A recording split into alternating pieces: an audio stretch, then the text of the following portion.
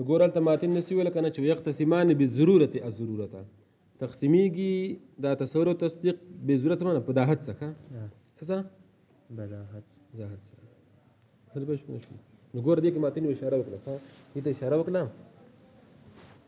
چې دا تقسیم د تصدیق او تصور او د تصدیق پوه شوې بدیهي و نظري ته دا تقسیم بدیهي دی سره بدیهي تجشم د استدلال مطلب تکلیف د استدلال ته محتاج نه دی لکه بعض خلکو تکلیف کلمه تدیر په دلیل پیش کوي خو د تصور او تصدیق تقسیمیږي بدیهي و نظري ته دا تقسیم بدیهي دی بس سره بدیهي دی ما ته ګورې وځکه چې موږ کله خپل وجدان ته وګورو وجدان ته خپل ته وګورو پوه شوې نو باید تصورات چې ګوره هغه موږ ته بلا نظر حاصلېږي څه حاصلېږي بلا نظر لکه ته زما ګرمي کېږي دا دلیل غواړي څه ته زما یخني کېږي دلیل غواړي نه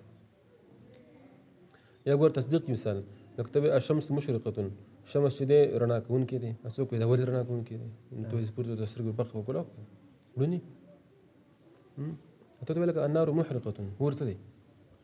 سوځونکی دی هغه وایي زه نه منم یا څنګه اور سوځونکی دی بس اوس موږ ګرانه لږ لاس کته کړه هغه ته اور ته بل ته نور ته پته ولې دا خو وجدانیات دي وجدان څه معلومیږي او بعضې تصورات چې دي نو هغه که خیل دي نو او تصدیقات بعضې هغه بلا نظر نه حاصلېږي پوه شو که نه شو لکه مطلب دا چې دغه دا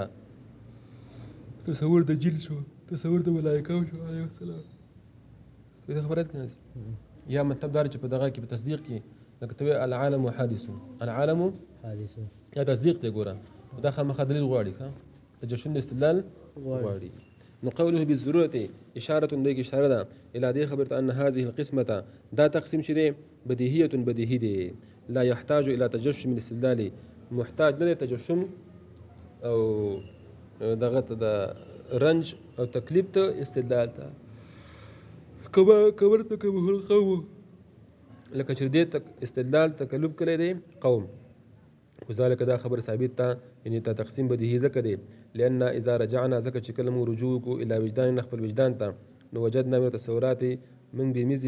بيميز بعض تصوراتنا ما هغه هو حاصل لنا چې هغه موږ ته حاصل دی بلا نظر بغیر د نظرنا كتصور الحرارة والبرودة لك تصور الحرارة والبرودة ومنها ما هو حاصل بالنظر والفكر او بعض دنا اغلب چې حاصل په نظر او فکر سره كتصور حقيقة الملك والجن لك تصور حقيقة الملك او د جن شو خامخا نه غواړي وكذا من التصديقات او بعض سنه پېښوي تصديقاتنا هغه چې دی ګوره ما يحصل بلا نظر هغه چې حاصلېږي بغیر د نظر نه كالتصديق بأن الشمس مشرقة لك تصديق په دې خبره شو چې شمس مشرق رڼا کوونکی دی والنار محرقة او اور سوځونکی دی ومنها ما يحصل بالنظر او بعض هغه چې حاصلېږي په نظر سره كالتصديق بأن العالم حادث لك تصديق په دې خبره چې عالم حادث دی والصانع موجود او صانع د عالم سره موجود دی مسله پېښ شو کنه شو ځکه وي چې يقتسمان بالضرورة الضرورة واكتسابا بالنظر وهو ملاحظ المعقول لتحصيل المجهول نګوره اوس د دې نظر تعریف ذکر کوي ښه څه کوي تعریف ذکر کوي نو څه مطلب یې ماته وره ملاحظة المعقول لتحصيل المجهول ملاحظة المعقول ملاحظه المعقول څه مطلب شی د سوال پېښ شوی چې هغه ستاسو ذهن کې چې کوم امور حاصل دي کوم امور معلومه دي او هغه ته نظر وکړي ان خپل نفس هغه ته متوجه کړي او دغه امور معلومه ته وسیله او ذریعه وګرځي د پاره د حصول د امر غیر معلوم د پاره حصول د امر غیر معلوم وسله پېښ کنه شي اوس اعتراض ورديږي چې ګوره تارسي وجوه ملاحظه المعقول ملاحظه معقول ده دسه ولنه چې هو ملاحظه المعلومي ملاحظه تصور ده معلوم د دې معلومه ولا عدول لكم معقول ده جواب غاله ګوره چې خدا دا کنه چې په احتراز راشي د الفاظ مشترکونه په تعریف کې څه راشي احتراز راشي د الفاظ مشترکونه ځکه علم خو چې دینو څه مشترک دی ما بين څه کې صورت حاصله من الشيء العقل کې اعتقاد جزم مطابقه الواقع کې فكر ده كان علم اول حصول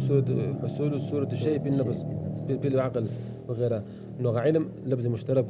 او ده معقول عقل نه داخل لفظ مشترکه نه دی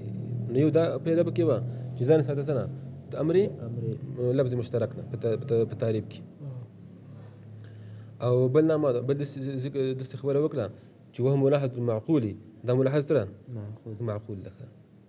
فکر دې دې ته اشاره وکړه چې معقول ګور د عقل نه دې ته اشاره وکړه چې دا ملاحظه مل تصور څه کې جاری کیږي بس کې